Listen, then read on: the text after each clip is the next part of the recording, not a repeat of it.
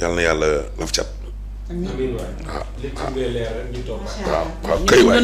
dégg nga waaw baax na dégg nga acca ñu mu ne au titre des mesures individuelles le président de la République a pris les décisions suivantes au titre de la primature monsieur Mbaye Sène, titulaire d'un diplôme d'État en médecine, est nommé secrétaire exécutif du Conseil national de développement de la nutrition en remplacement de Dr Aminata Diop Ndoye. Au titre du ministère des infrastructures et des transports terrestres et aériens, monsieur Laurent Sinan, consultant en système de management de la qualité, est nommé directeur du laboratoire national de référence dans le domaine du bâtiment et des travaux publics en remplacement de monsieur Chérif Baldé. Au titre du ministère des Finances et du Budget, madame Saoudou Dramé, économiste, matricule de solde 619 499 J, est nommé directeur de la programmation budgétaire, poste vacant. Monsieur Serigne Cheikh Mbegere, conseiller en planification, matricule de solde numéro 603 378 E, est nommé directeur de l'ordonnancement des dépenses publiques en remplacement de monsieur Samba Fall, appelé à d'autres fonctions. Monsieur Boubacar Kamara, administrateur civil principal, matricule numéro 616 278 H, est nommé directeur de l'administration et du personnel de la direction générale du budget en remplacement de monsieur Abdourahmane K, admis à faire valoir ses droits à une pension de retraite au titre du ministère des Pêches, des infrastructures maritimes et portuaires. Monsieur Babatal, expert en logistique, est nommé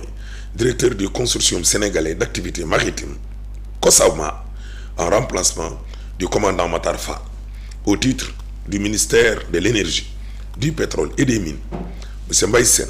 titulaire d'un master en comptabilité et finances, est nommé président du conseil d'administration de la Société des mines du Sénégal, SOMISEN, en remplacement de monsieur Mamadou Bamba Ndiaye. Au titre du ministère de la communication, des télécommunications et du numérique, monsieur Serigne Ahmadou Bambassi, ingénieur centralien, expert en management des projets, est nommé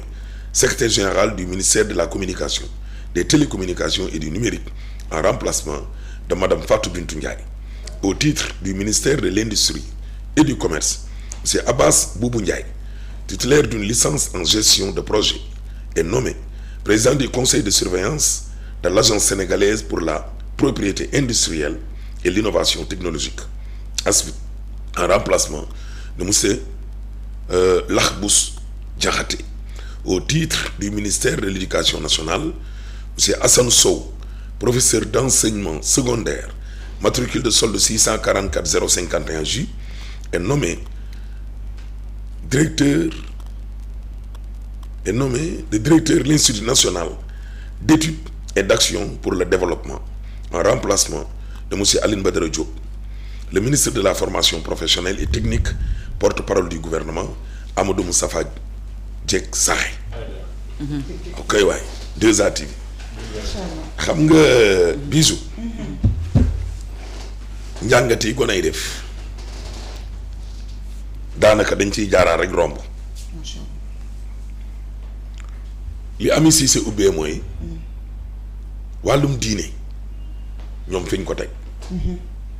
président de la République nee na site religieux mooy bërëb bi nañ ko gën a moderniser fi kilifa diine yi nekk tabax yam fa fekkoon na gën a méngoog jamono ya fa newut nañu defaraat yeneen waaye yemu ca nee na kilifa diine yi ak kilifa aaday soo xoolee Sénégal ku ne am nga journée sur le plan international ku ne am nga journée mu ne bëgg na jël benn journée boo xam ni dakaa jagleelee kilifa diine ak kilifa aaday ci at mi ndaje moo xam ni kilifa diine yi boo ko déggee jullit yeeg le clergé de l'église catholique imaam yi mu rax ca dolli ne ak les chefs coutumiers cosaan ak aada bu loolu jàllee nag comme li ngeen wax ci wàllu mbay mi campagne agricole président de la République ñëw na ci wàllum jiwu ñëw ci wàllum engrais ñëw ci wàllum matériel agricole waaye yooyu yëpp dañ daan faral di gis routine moo daan am chaque année ñu ne séddale nañ engrais sugu séddale nañ matériel agricole séddale nañ jiwu gis nga loolu dafa am lu ko jiitu te loolu daa feeñ ci communiqué conseil des ministres bi tey sugu balaa nga naan naam ne fa balaa nga naan naam ne fa xam nga lu mu jiital nee na lycée centre de formation école li ñu war a tàggatee ndaw yi ci wàllub mbay sugu ni ñuy spécialisé wu ñaata at a ngi nii ñu toog fii di ko wax Ami Cissé communication banque finance assurance marketing kii nu mu tuddati sax. xaw ma lan logistique transport logistique ak bari comptabilité gestion Samba Kouré Ndiaye ginaar ak i neenam journalisme et communication. doon tubaab sugu vous formez des milliers d'étudiants en matière de gestion marketing communication des milliers alors que le marché su doon chaque année société yi fi nekk noonu di yëngu ci wàllu woowu chaque année ñu ne chaque année société bu ne sugu dinañ recruter 10 sa loxo du daje doo matal 100 étudiants yooyu recruter pour ñoom ay CDI parce que filière yooyu bariwu fii ñu ne la 65% yow sa population sugu napp la ñuy def bay la ñuy def càmm la ñuy def ak benn partie ci wàllum tourisme muy le secteur primaire waa mais Abdou Fall yaa xëyta ma laa waroon nañoo toog ba 2025 ñu ne nañ leen ëlbati courbe bi 2025 ñii doo gis moom ñu def communiqué te laaluñ ci mbay mi parce que xam nañ xel ne pour ñu am waxuma souveraineté alimentaire waxuma autosuffisance en ceeb en xar en soble en pomme de terre mënuñu koo am te jubluwuñu ci wàllu mbay mi mooy secteur primaire dépendance lañu bëgg a dindi. 65% sa population yow état pendant 65 ans xam nga ni man fii la population bi yëpp ne ñu ne la mais ñooñu noonu 65% sa population yow lan lay indi ci sa économie wu réew ñu ne la 13% au nom de Dieu matul 15% sugu. lu néew 5-7% ñuy bay.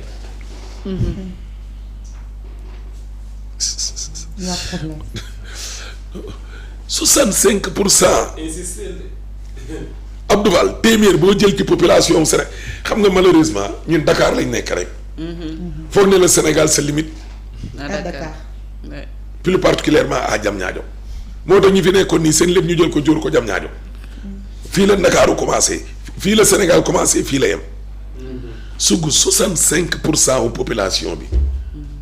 yëpp secteurs yi ma la tuddal fa la ñu ne. population boobu yëpp sugu nga dajale leen ñu ne la waaw ñoom seen activité yëpp boo leen dajalee pendant 12 mois ñoom lan la ñuy dugal ci koom-koomu réew mi ñu ne la matul 15%.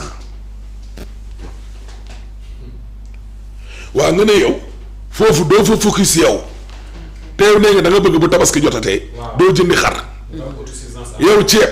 di nga bàyyi réewu borom bët yu sew yi ngay dem di fa jënd ceeb plus de 400 milliards. sur 1070 milliards yu Sénégal di utiliser en matière d'importation alimentaire junni junni ak juróom-ñaar fukk ci million yow moom ngay utiliser at bu nekk ci lu nit ñi di lekk junni milliards te yow nee nga sa budget matul juróom-benni junni ci milliards junni milliards est-ce que yéen xam ngeen lan mooy 1000 milliards bële bi rek di nga ëppal lu tolloo presque ñetti téeméeri milliards presque 300 milliards ceeb bi presque 400 milliards ñoom ñaar ñooñu rek yóbbu nañu presque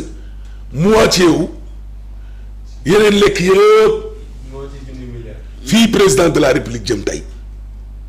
ñu am fa possibilité bay fa ceeb boobu am possibilité bay ko ci diggante Marlooj Marsulu ak Marfafa ko ñu ngi ko fay bay am possibilité bay ko Casamance. Waalo ak li ko wër am possibilité bay ko maanaam ci kaw gàttal tund yooyu doo nga laa tudd de te yow aménagé woo fa pour ñu fay def mbay noor nawet ndox a fa ne Casamance Waalo Île du Saloum yi yow bu léegi yeggoo fa pour aménager pour ne man dama bëgg a am autosuffisance en riz volonté zéro mais loolu noonu yëpp lan moo ko jiitu su ko xam-xam ba jàng. formation bi. président de la république ci conseil des ministres bi mu ne. nañ et puis xam nga fan la commencé. ci daara yu diggu doomu lycée la wax. waxul après le bac. chinois yeeg japonais yi gone yu ndaw ngay gis nii chaque jour ci internet bi ñu leen di jàngal gone yi primaire ak petite section nu ñuy defaree ay montre kii ñoomin seen. ak ay cure-dent dès le bas âge nga koy xam. parce que kooku moom loolu la bëgg wala gis nañ ni commencé na ci am xarañteef.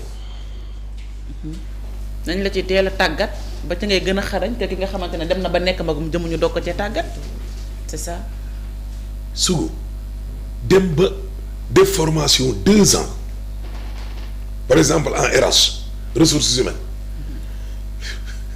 nga tàggatu ba 2 ans bañ ne la léegi 6 mois moo des pour nga pare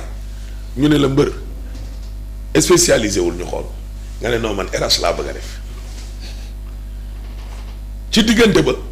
def nga lu tolloo 200 et quelques modules. modules yi kay du jeex. sama benn professeur laa ko waxoon yaayam. ma ne ko mais professeur.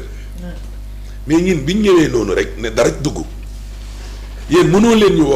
woon wax nañu yéen lan yow léegi buy jeex yow lan nga bëgg a spécialisé wu kii ne la ressources humaines kii ne la man mbay man damaa ñëw fii pour mbay kii ne la man damaa ñëw fii pour communication pendant 2 ans ngeen focus ñu ci loolu. mais non xam nga di nga fi foraale ay xam-xam mën na ko foraale xam-xam Alaaji Assane Gueye nee na bu géntoon ne ci journalu olof lay mujjee département anglais ba mu nekkoon di coxo mënul fexe ba takkale ñaari anglais yu baax at yam fa perte yëpp kon dem na jàngi olof. système bi li nga ci war a changer moo bari. sugu booyu ñu tàggat leen à partir du lycée le président de la République wax centre de formation nga dem fii ci mbayug dër gi yegg gouvernement gunge la mais beneen problème boo xam ne tam dañ koo am tamit sugu ñu junj ko fii mooy problème mu suuf yi yenn saay am na ko fi wax léegi ne ñun moom suñ baykat yi lenn moom mooy seen cat mooy nangam du ma ci jaar mais am na beneen cat fas nga yor wala nag wala mbaam takkub machine pour nga ruuj tool bi rek di nga fa def weer ak lu topp sugu jóge fa la ñëw ne leen seen hectares yi yëpp dëkk bi yëpp mën a liggéey nañ leen moderniser mbir mi noor ak nawet dañuy liggéey waa dëkk ba génn takkal laay morsoy xonq